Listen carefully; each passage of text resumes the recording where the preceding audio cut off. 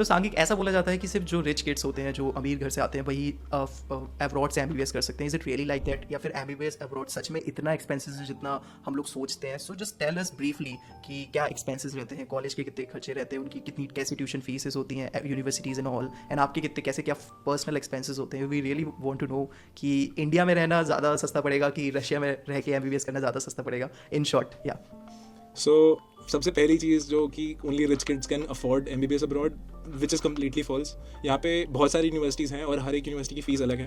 और अगर मैं फ़ीस की बात करूँ तो it is around 3 lakhs to 5 lakhs के आसपास आपकी हर एक यूनिवर्सिटी की ईयरली फ़ीस होती है. और अगली चीज़ आपका जो हॉस्टल के बारे में अगर बात करें तो हॉस्टल थोड़ा वेरी करता है, बट यहाँ पे रशिया के अंदर जितनी भी यूनिवर्सिटीज़ हैं सारी गवर्नमेंट यूनिवर्सिटीज़ हैं. तो जो आपके हॉस्टल्स हैं वो होते हैं, उनकी कॉस्टिंग होती है अराउंड 15,000 to 25,000 पर ईयर. और पर ईयर? फिर हाँ जी. नाइस. कंपेरेटिबल टू एम्स दिल्ली का पर ईयर का हॉस्टल कॉस्ट 1000 आता है. हाँ. या तो अब आपकी अगली चीज़ अगर आप पर्सनल एक्सपेंसेस की बात करो तो आई वुड से लाइक वो डिपेंड करता है हर एक स्टूडेंट पे कि वो कितने पैसे खर्च करता है पर मंथ. क्योंकि अगर मैं सिर्फ basic cost of living consider करूँ कि वो बेयर मिनिमम स्पेंड करता है, तो आपका 7 से 8 हज़ार में आपकी ग्रोसरीज आ जाती है हर महीने की. और आपका 2,000 आप मान लो आपका पब्लिक ट्रांसपोर्टेशन का towards classes, 2 classes and like back to hostel. तो उसके बाद आपका 1,000 आप मान लो फॉर आपके फ़ोन के बिल्स या फिर आपके वाईफाई का बिल. तो बाकी आपको इलेक्ट्रिसिटी बिल और आपको कोई गैस का बिल नहीं देना पड़ता यहाँ पे. It is all funded by the government. तो बाकी आपके ऑलमोस्ट अगर आप मिलाओ तो max to max 10,000 on an average एक स्टूडेंट स्पेंड करता है. अगर उससे ज़्यादा किसी को स्पेंड करना है वो तो एक पर्सनल डिसीजन है, बट आई वुड से कि 10,000 में आपका मंथली सर्वाइवल हो जाएगा.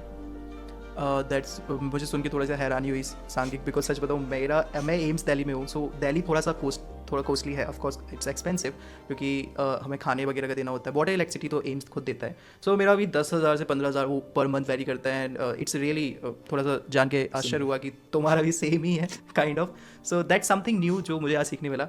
And so kind of we have university expenses, then after personal expenses, any other expenses जो हो सकते हैं किसी स्टूडेंट के वहाँ पे, लाइक जब वो पहली बार रशिया मूव करेगा तो कोई एक्स्ट्रा फीस, किसी टाइप का एक्स्ट्रा वीज़ा या फिर कहीं और एक्स्ट्रा खर्च एक्सपेंस. आपका पहली बार जब आप इनिशियली रशिया होगे तो सबसे पहला आपका खर्चा होगा बूट्स, ग्लव्स और आपका स्नो जैकेट में. तो आप मान लो मैक्स टू मैक्स 10,000 में आपका बूट्स, लाइक 10 to 15,000 आपका बूट्स, जैकेट्स एंड आपके स्नो बूट्स आ जाएंगे. तो इसके अलावा I don't think any other expenses are there. बाकी आपका travelling that is what's the temperature there right now it is around, let me check, right now it is -19. -19? Okay. But इधर feel नहीं होता क्योंकि आप देख सकते हो मैं खुद टी शर्ट पे बैठा हूँ. तो कंसिडरिंग इट कि यहाँ पे जितनी भी बिल्डिंग्स हैं रशिया के अंदर सारी की सारी सेंट्रली हीटेड होती है. मतलब उसका भी कोई अलग बिल्स नहीं पे करना होता, कुछ नहीं करना होता. जितनी बिल्डिंग्स हैं सारी सील्ड होती है, लाइक जितने भी दरवाजे होते हैं they are double doors to prevent, like you know, to make the building isolated and centrally heated होते हैं. बाकी आपको अंदर लगेगा नहीं कि बाहर ठंडी है.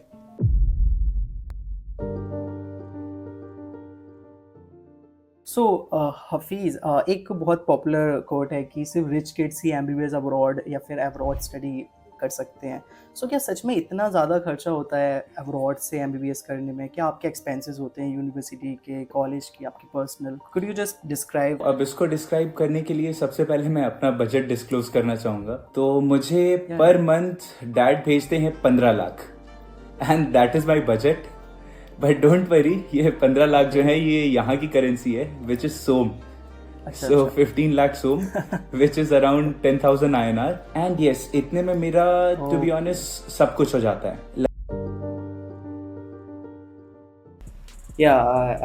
आई ऑल्सो सी कि नेपाल थोड़ा सा चीपर है क्योंकि वहाँ की करेंसी वगैरह थोड़ी कम है. एंड जनरल अगर हम बात करें so it's around 60 to 65 and 10,000 तो एटलीस्ट पर मंथ तो लगता ही है पर्सनल एक्सपेंसेस के लिए सबको. Even me at AIIMS Delhi 15,000 is very natural thing.